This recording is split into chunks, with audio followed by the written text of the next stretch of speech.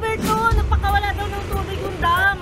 Ano ba naman yan? Alam naman nila magpapakawala sila ng tubig, hindi man lang sila nag-abiso sa mga residente dito. Information naman, no?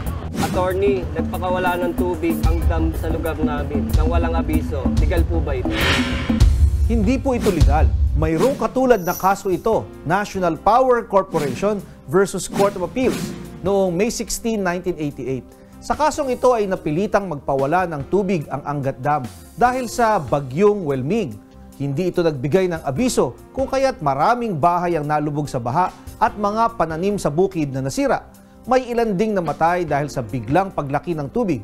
Ayon sa Korte Suprema ay may pananagutan ang operator ng dam dahil sa kanilang kapabayaan o negligence. Alam naman nilang may parating na bagyo, kaya dapat daw ay nag-abiso ito ng maaga at unti-unti dapat ang ginawang pagpapawala ng tubig para hindi nabigla ang mga tao. Attorney, nag-abiso naman yung LGU namin kaya nakalikas kami ng bagyo. Pero nasira naman yung bahay namin. May pananagutan ba yung operator ng dam?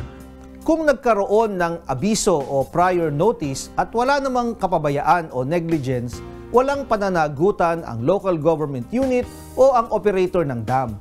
Ang bagyo at baha ay itinuturing na fortuitous event o acts of God kung saan walang magiging pananagutan ang pamahalaan o operator ng dam sa anumang pinsala na naidulot nito sa inyo. Attorney, magsasaka po yung tatay ko. Problemado po kami dahil walang patubig na nilalabas yung dam sa lugar namin.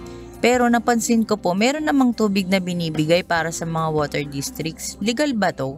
Legal po ito. Sa ilalim ng batas, ang namamahala ng paglalaan ng tubig mula sa mga dams ay ang National Water Resources Board.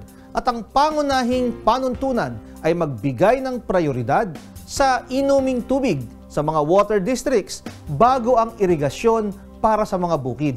Kaya kung mababa ang level ng tubig sa mga dam, magbabawas ito ng alokasyon para sa irigasyon at prioridad na mabigyan ang inuming tubig ng mga mamamayan. Kung kayo ay may nais isang guni sa inyong lingkod, i-follow lang ang aking Facebook account. Mga kapatid, Gretchen ho po, huwag maging huli at maging una sa lahat ng balitaan.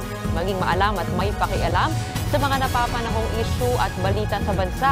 Mag-subscribe at mag-follow sa News 5 social media pages.